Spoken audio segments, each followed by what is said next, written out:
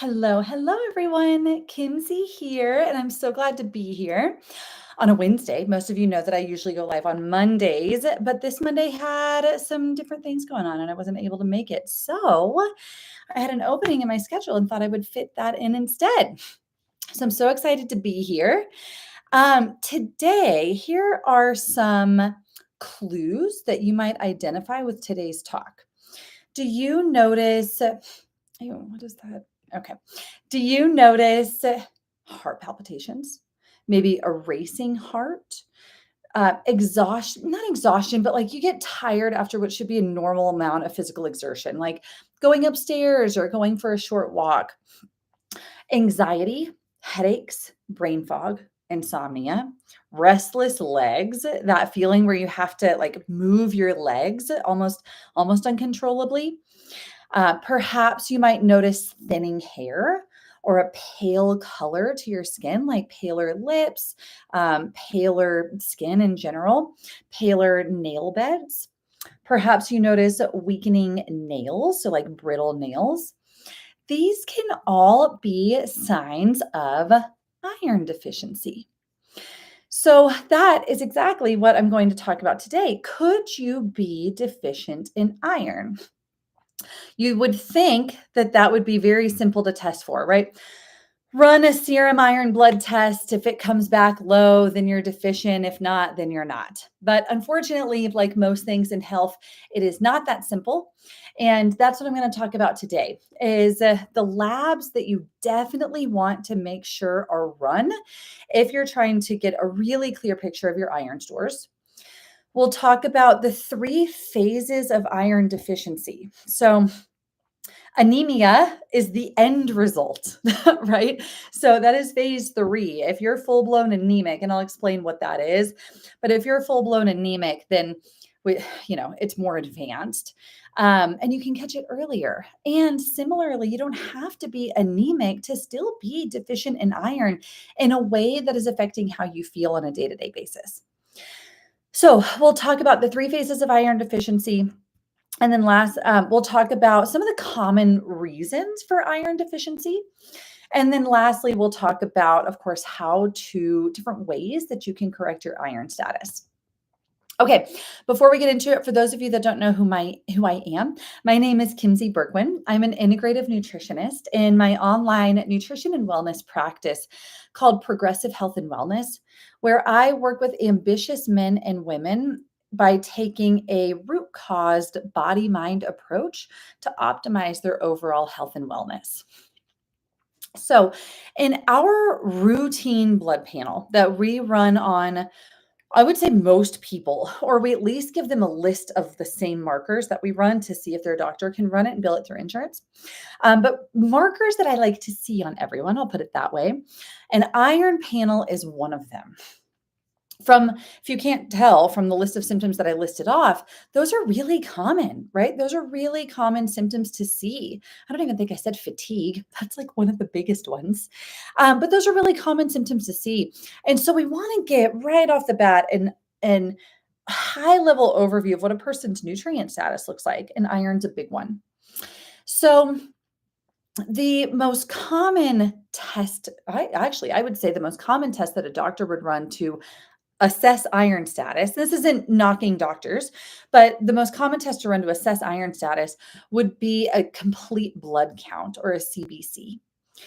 The complete blood count is going to look at red blood cells, red blood cell indices. So the number of red blood cells, the amount of hemoglobin, the size and color of red blood cells.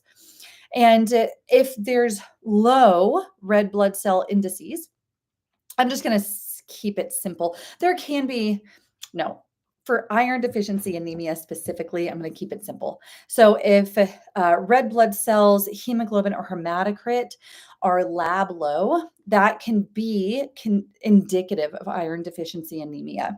It would be best to follow it up by running an iron panel, which I'll talk about. But generally speaking, one of those would have to be low to start. And then we would also look at MCH. You want to classify the type of anemia because there's many different types of anemias. So I'm not going to get into the specific lab value patterns that would help classify anemia.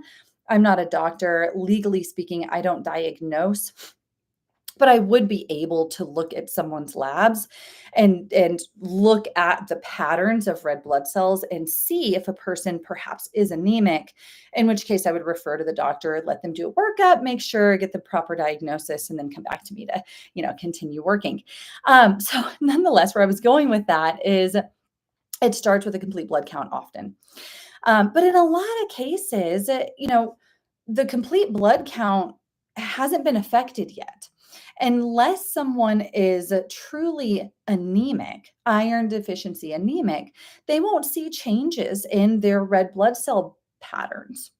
They may fall through the cracks if that's the only thing that's run. In other words, if they go in complaining of those different symptoms and a doctor wants to see if they're anemic and they only run a CBC, they may fall through the cracks. And that goes back to the three phases of iron deficiency, which I'll talk about in just a minute. So, rather, it's extremely valuable to run an iron panel. So, what an iron panel looks at is not only the amount of iron circulating in the blood at the time of the blood draw, called serum iron.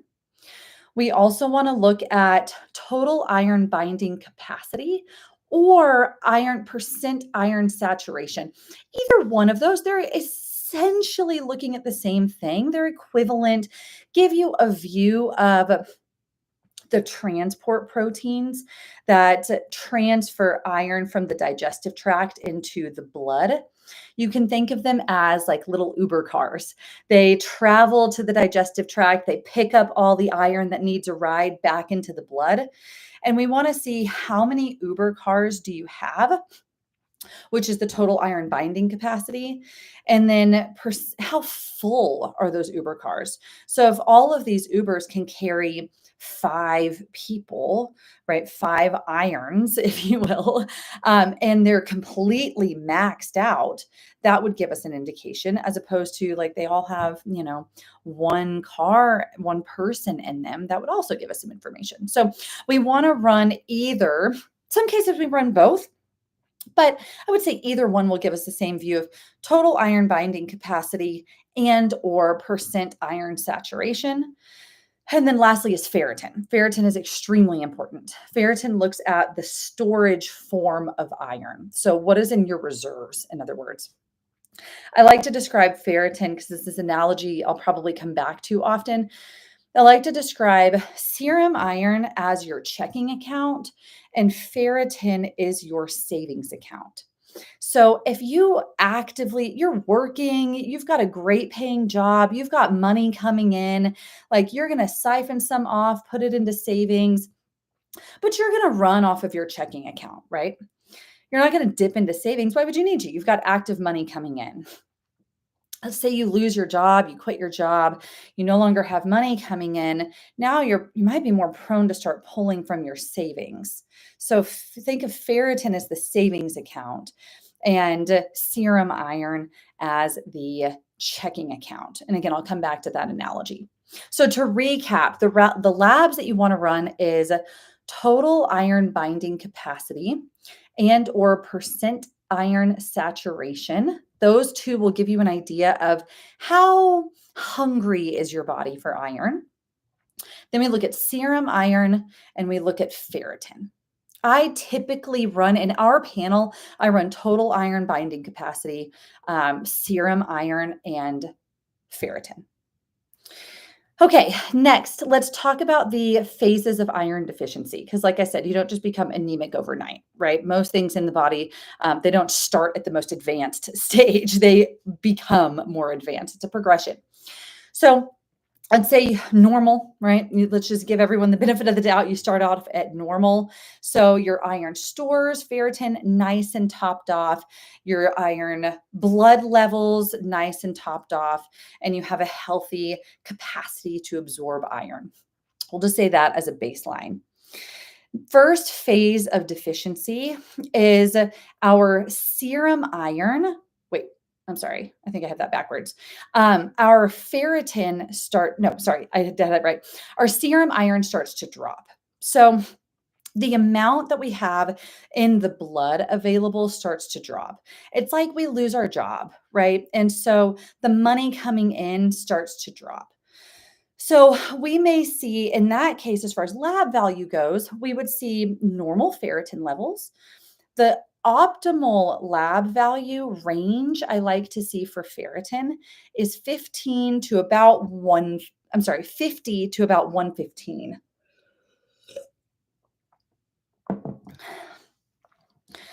There is a pattern to watch out for with ferritin.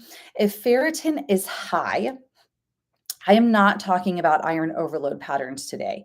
So if you're looking at your blood work and ferritin is high, I would consider anything over 150, especially if it's flagged lab high. But if ferritin is high, but your serum iron is not high also, and your total iron binding capacity is normal, it's not low. So if ferritin is high, iron is high, total iron binding capacity is low, that's more consistent with iron overload patterns. But if just ferritin is high and the other two markers are normal, or in some cases even low, that's an inflammatory response. So ferritin is an acute phase reactant. It can be consistent with inflammation.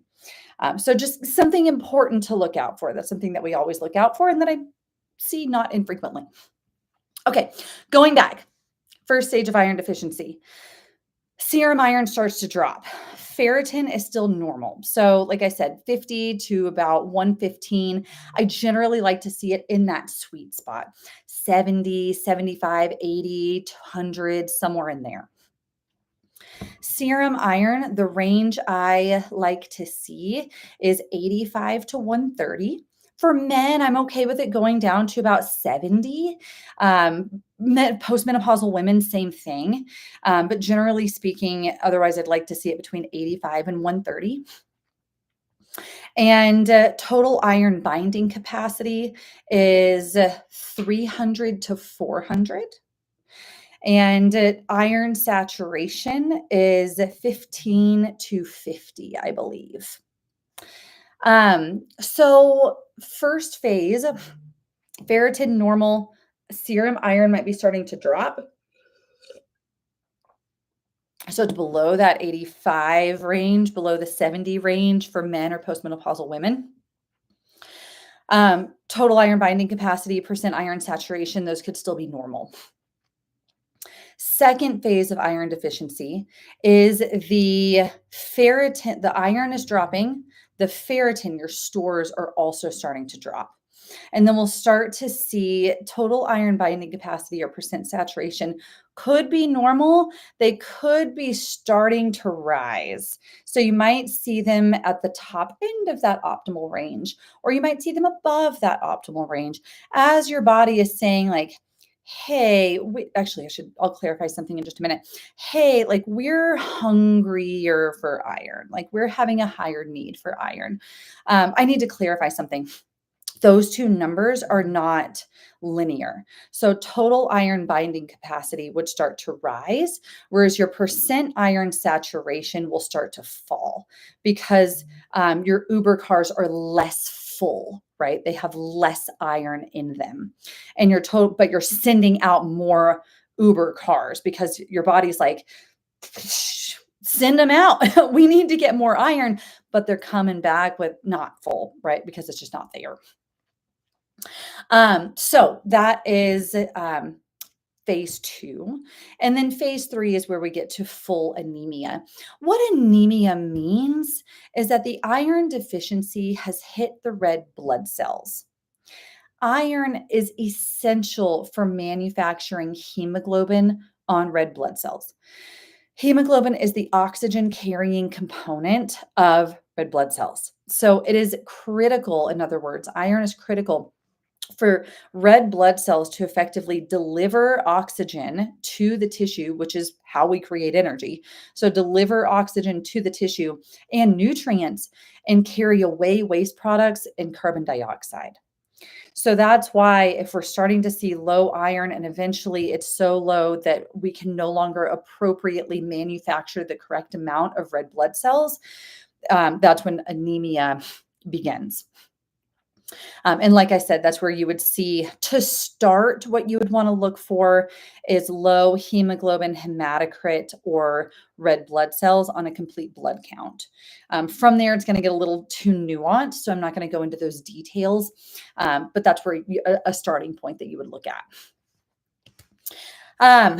Okay, so next, common causes. So when I see a nutrient deficiency of any kind, really, but especially with iron, the three kind of pillars that go through my mind that I want to assess. One, is it a problem with intake? Right, let's start with the low hanging fruit. Is the person just not eating enough iron? Are they eating a vegan diet? Are they eating a vegetarian diet? Are they just not eating an iron rich diet, right? Some people don't eat red meat, for example, or they don't eat a lot of vegetables. Like there's two different kinds of iron. There's heme iron and non-heme iron. Heme iron, like hemoglobin, heme iron you would find in animal products because we're eating their hemoglobin. And it's much more bioavailable. It's much more easily absorbed. Non-heme iron is found in plant products. Still great iron, but it's less easily absorbed. But you can still find iron in like spinach, cashews, hemp seed, dark leafy greens. Those are some great plant-based sources of iron. So it's the person just frankly not getting enough through diet. Check that pillar first.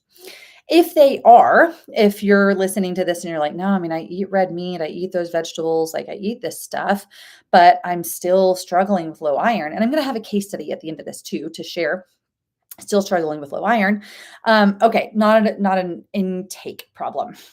Phase two, next, second pillar, is it an absorption problem?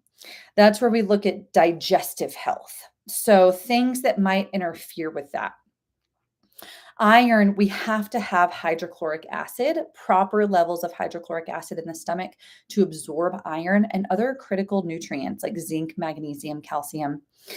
So anything that causes low stomach acid can lead to low iron. Taking prescriptive or not even prescriptive, are you taking antacids, omeprazole, etc.? Are you really stressed? Stress lowers hydrochloric acid output. Are H. pylori, Helicobacter pylori, a bacteria that lives in the stomach that can lower hydrochloric acid levels and inflame the stomach. We also look at small intestinal health. So are there overgrowths like small intestinal bacterial overgrowth or intestinal methanogen overgrowth, in which case the microbes are eating iron? Are there parasites, parasitic overgrowths? Parasites will eat iron. So is there GI inflammation like celiac disease or even just general inflammation that would hinder the body's ability to effectively absorb nutrients? Sometimes this comes with overt symptoms, acid reflux, fullness after eating, like a prolonged, like food just sits in your stomach like a brick. Nausea, could be diarrhea, constipation, bloating. Sometimes it comes with symptoms, not always. That's where running a stool test would be really, really beneficial to get a really clear look at the health of the person's digestive tract. And then loss is the third pillar. So excessive blood loss. Biggest place I see this is women with heavy menstrual cycles. Could also, I would say that's by far the most common. Other situations, though, somebody recently had surgery and lost a lot of blood. Somebody had an injury and lost a lot of blood. Somebody may have a condition like Crohn's or ulcerative colitis that cause blood loss. The stool test that we run looks at occult blood, which is non-visible blood that could be lost. There could be a bleeding ulcer in the stomach. So if you have black coffee ground looking tarry stools, that could indicate blood loss. So we also talk about or think about loss, right? So in any of the situations when we're dealing with iron deficiency, especially if you're you've been dealing with iron deficiency for a long time.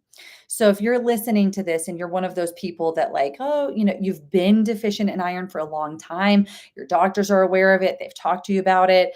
If the most advice you've gotten is like, take this iron pill, but there's no real answers to why it's deficient, I would absolutely encourage figuring out where the bleeding is coming from, literally or metaphorically, right? You've got a bucket that's leaky. If you just keep dumping water into a bucket, you're going to be stuck in that perpetual cycle if you don't fix the leak.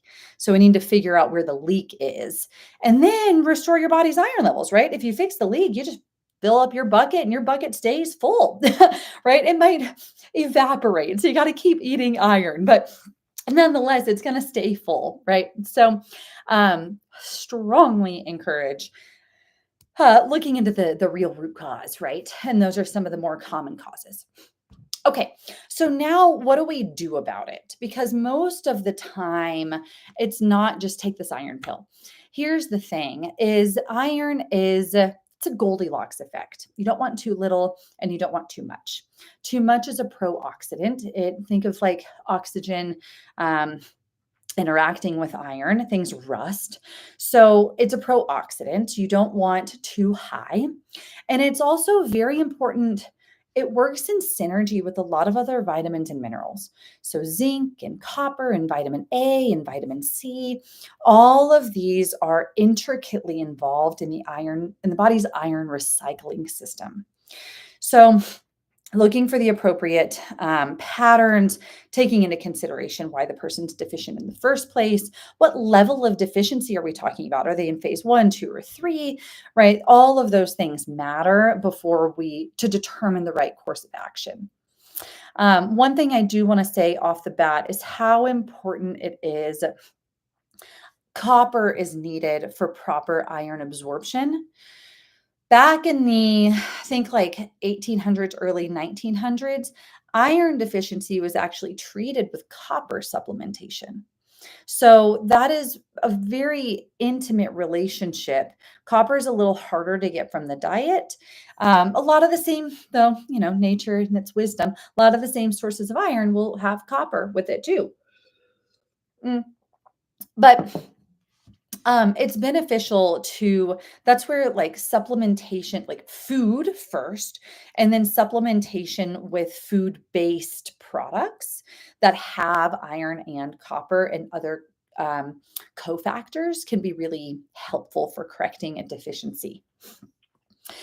So my general approach is, like I said, start with food first. So eat iron-rich foods. Some of the best ones are actually, I back up. Well, no. Okay, diet first, fix the underlying cause, and then we look at supplementation. And those two things can overlap, right? In fact, I would say they usually do. So we start with diet. I might start with supplementation while we're fixing the underlying cause, because fixing the underlying cause can take a few months, and we don't want someone struggling with, iron deficiency for that long. But again, it really depends on where the person is in those phases. So start with diet. I encourage red meat, obviously, organic, grass-fed as much as possible. Organ meats are fantastic. So liver, heart, spleen, those organs are particularly rich in iron and copper and vitamin A. If you eat them with like brightly colored plant foods, you're going to get the vitamin C. Like that's the best, right? So start with plant food or start with iron-rich foods. Plant-based foods, cashews, hemp seeds, spinach, phenomenal sources of plant-based iron. Like I said, it's less easily absorbed. So unless someone's like really intentional about wanting to stay on a vegan or vegetarian diet, I'm going to try to get them to be eating animal products for this and many other reasons. So diet first, right? Then we fix the root causes. I'm just going to glaze over that for right now because that's going to be, dependent on the person. So then we look at supplementation. Supplementation really depends again on where they are in severity of deficiency. If they are in phase 1 or 2, I'm going to go with something pretty conservative. Something like a beef liver supplement is usually where I would start, or a beef organ supplement. We may be dosing that at a pretty meaningful dose. I usually start with 3 grams, and then ideally try to get the person eating those nutrients, like eating them through food. But we may go up from there, right? I have to be cautious of vitamin A levels too, but we may go up from there. So I'm generally going to start with beef liver or a beef organ supplement for phases 1 and 2. If we're, mm, I'm going to say for phases 1 and 1.5. So, what I mean by that is if I'm working with someone who doesn't have full anemia, but if their ferritin is lab low, if it's in the single digits, I may do a beef organ with an iron supplement. It also depends on their symptoms, but usually, if they're in the single digits for ferritin or like the teens, they're going to have symptoms. And their serum iron will probably be a little low. If not, it's going to be getting there very soon. So I would do a beef liver or a beef organ with a very low, moderate dose of an iron glycinate. Iron glycinate is one of the more gentle, highly absorbable forms of iron. So I would probably start with maybe 5 milligrams, maybe 10 milligrams a day with that beef liver supplement with it. And the beef liver is a great way to get in, again, food-based cofactors. And of course, diet. Um, if they are anemic, then I'm going to do the beef liver, beef organs with an actual iron supplement, like a meaningful dose of an iron supplement. I generally do about 29, 30 milligrams of an iron glycinate, iron biglycinate. You might see it called the same thing. But I will do both of those. Again, diet and absolutely while fixing the underlying cause. Iron can rebound fairly quickly. You'll typically start to see the ferritin levels come up, and then you'll see the serum iron come up, or it could be kind of inverse depending on when you run the blood test. If you run the blood test within 24 hours of taking a supplement, it may look like their serum iron is high, but their ferritin's also coming up. I don't want you to worry thinking like, oh my God, serum iron's high. It's probably, give it 72 hours of not taking a supplement, and that's would probably come down and go into the ferritin stores. But that's generally the approach that I would use as far as supplements go for iron. Takeaway from that is we don't just jump into iron supplementation, right? If you notice, it has to be on the more like significant side of deficiency to start supplementing directly with iron. And there's always a level of cofactor. So like that's where the beef organs come in, is to get those cofactors while taking an iron biglycinate if needed. Okay, and then case study. I want to give you a case study. This was a great client that I worked with. We only worked together for a few months. I actually gave this talk maybe about a year and a half ago now. And we had worked with her son before. Had great results with her son. And she saw this talk, and she had struggled with low iron for a long, like years, and was taking iron, but it would never really normalize. And her doctor wasn't really doing a whole lot about it to try to figure out why the iron was low. So that's why we got to working together. We started off with a dietary assessment, obviously, and just an overall health assessment. She felt good for the most part. She didn't have a ton of symptoms, but she did have the iron symptoms. She was tired. She would have kind of the lower mood, headaches. Like she was having some of the symptoms. We ran a stool test though. And I will say her diet could have been better at providing iron. If I remember correctly, I don't believe she ate red meat.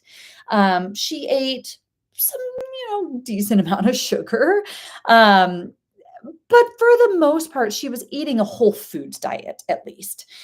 She was from South America, if I remember correctly. And so very well integrated and ingrained in eating like a more whole foods diet. But like I said, not necessarily iron rich per se. But we ran a stool test and we found H. pylori and some other forms of just what I would consider general dysbiosis. And the parasite, the protozoan parasite Blastocystis hominis, which is mixed evidence if it's commensal or I would say opportunistic or infectious. More evidence points to it being opportunistic, but the research that I was finding still said that it could absolutely steal your iron levels, or steal your iron from what you're eating.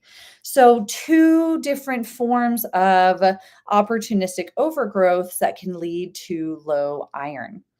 So we fixed those. Long story short, we did a protocol. We fixed those. We cleaned up her diet, had her eating more iron rich foods, and then did the supplementation I was talking about. And her iron levels gradually came up and got to the point where she was sustaining long enough that we didn't, we went into maintenance. So it's possible. It's absolutely possible when you take more of a holistic approach and really look to see what's driving the iron deficiency in the first place, and then give the body the nutrients that it needs.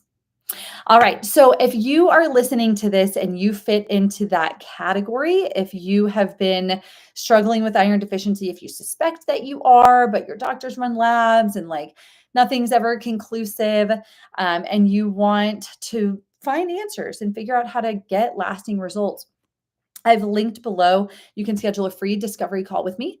Just gives us a chance to get to know each other better, talk more about the challenges you're having, what you're looking for. I'll talk about our practice and process, how I can help. And if it feels like a good fit, then we'll talk about how to get started. And if not, that's okay too. So, hope this was helpful, and I will see everyone next Monday. Thank you, everyone, for being here. Have a great rest of your day. Bye.